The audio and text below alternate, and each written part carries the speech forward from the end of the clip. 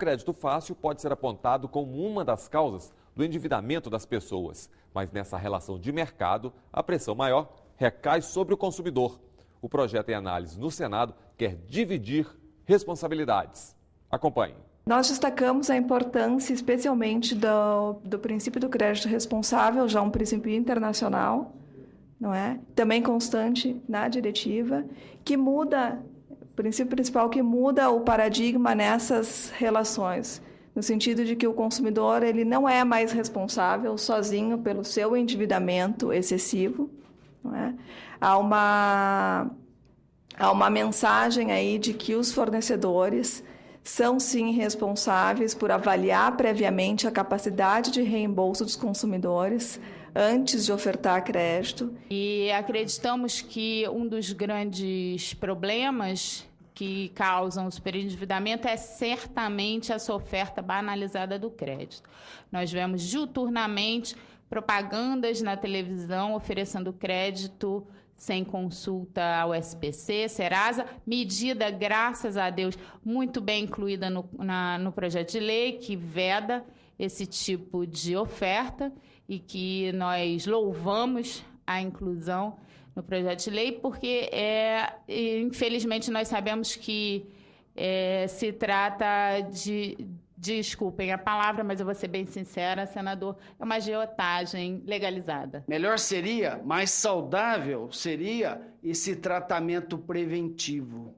Então, a avaliação do risco de crédito é fundamental para que o crédito seja consciente, seguro, rígido e que propicie um pagamento, uma solvabilidade. De forma que hoje nós temos aí concedentes de créditos com diversas políticas assumidas, inclusive a política de não consultar serviço de proteção ao crédito, porque ele troca essa não consulta ao serviço de proteção ao crédito com uma taxa de juro que embute um seguro de inadimplência muito alto, de forma que ele está mesmo ali disposto a assumir esse risco. Poucos que pagarão por muitos, inclusive aqueles que não pagarão. Então, essa taxa de inadimplência, esse seguro embutido na taxa de juro, acaba por levar o concedente de crédito a dispensar a consulta e a fornecer crédito para aquele tomador que, a rigor, não poderia tomar. Tanto o fornecedor deve prestar informações acerca do produto, do serviço e acerca de si próprio para o tomador, como o inverso. O tomador deve ser conhecido pelo fornecedor de crédito. E, nesse caso, o projeto de lei prestigia de uma forma muito precisa e necessária, prestigia o serviço de proteção ao crédito, que colige informações a respeito dos agentes econômicos para uso exatamente nesse momento da relação de consumo. O paradigma deve ser o crédito responsável, isto é, o fornecedor é um companheiro, é um cooperador, é uma pessoa leal em relação ao seu cliente, consumidor. Portanto, quer dar o crédito que para ele é melhor e não para o fornecedor apenas. É uma coisa bilateral, tem que ser bom para os dois lados, né? Então, ele tem que dar as informações, tem que permitir realmente uma autonomia da vontade do outro. Esclarecer, alertar. O crédito responsável traz a ideia da responsabilidade, isto é, se for irresponsável, a lei da África do Sul é muito bom exemplo nesse sentido, né? Se for irresponsável o crédito, haverá sanções, ônus, inclusive de provar que informou, né? Provar que procurou os bancos de dados, provar que aquele crédito não era flagrantemente indevido de ser dado àquela pessoa em especial.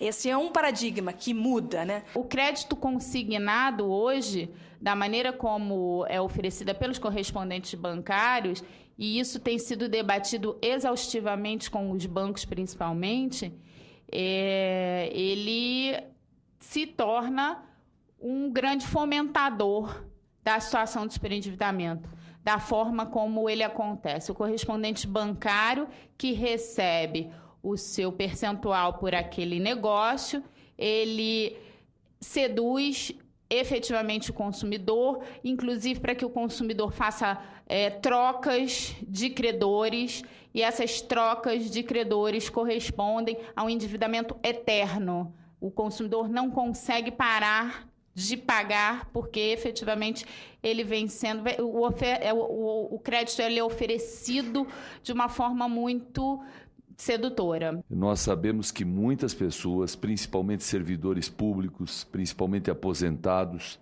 vivem um verdadeiro calvário por conta dessa circunstância de buscarem solução para os seus problemas financeiros via operação financeira que resulta no débito direto em seu contra-cheque e nos seus proventos, quando servidor público. Mas também é o caso de trabalhadores que, na iniciativa privada, tomam empréstimos bancários e podem abater prestações do débito em seu contra-cheque. Mas a pergunta que eu faço, no caso de crédito consignado, nós não deveríamos ter estabelecido uma coisa que eu aqui denominaria de uma forma bastante simplista de período de quarentena entre a quitação de um débito e a tomada de um outro empréstimo, por exemplo? Essa restrição tem que ser feita, sim, com responsabilidade, mas nós temos que efetivamente estudar se essa quarentena, e se ela houver, por qual período seria suficiente para que esse consumidor tomasse novamente esse crédito, e se isso feriria a liberdade de contratação e a boa-fé. A partir, sim, da análise desses pontos, talvez fosse uma das soluções, mas volto a falar, me causa bastante espécie a possibilidade de restringirmos liberdades e de transmudarmos o princípio da boa-fé que deve nortear para entender que essa quarentena, por assim dizer, seria uma punição ou seria uma presunção de má-fé. A ideia da quarentena poderia ter um outro efeito, que a pessoa que já se acostumou a tomar os créditos de uma forma recorrente poderia, ao ser negado o crédito consignado, poderia recorrer a uma forma de crédito mais cara, enquanto cumpre a quarentena do consignado.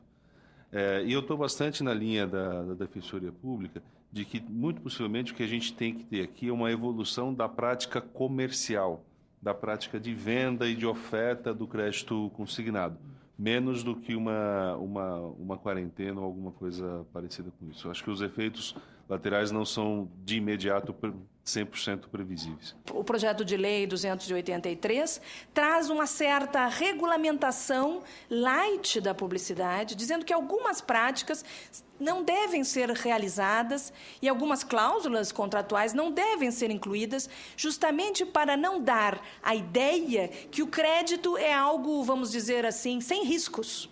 Então, esse artigo tenta conduzir a um mínimo de clareza, de lealdade, de transparência na publicidade e na oferta. E o parágrafo 3º complementa, sem prejuízo do disposto no artigo 37, que é a publicidade enganosa, a publicidade de crédito ao consumidor e de vendas a prazo deve indicar, no mínimo, o custo efetivo total, que o projeto regula, o agente financiador, porque às vezes a pessoa nem sabe que está fazendo financiamento, acha que está comprando da loja, não é que a loja está financiando, então tem um problema também do agente, e a soma total a pagar, com e sem financiamento, para ele saber realmente qual é o preço e qual é o financiamento. Então, esses dois parágrafos mencionados do artigo 54B seriam a entrada do Brasil nesse paradigma de maior transparência, os norte-americanos chamam de disclosure, isto é, abrir realmente qual é o preço financiado. No próximo bloco, um marco legislativo para a oferta de crédito e a participação da Justiça na solução dos conflitos. O PROCON São Paulo tem uma bela experiência em que há uma colaboração entre o Tribunal de Justiça e o PROCON. Então, o PROCON faz a conciliação, mas sob a supervisão do Judiciário.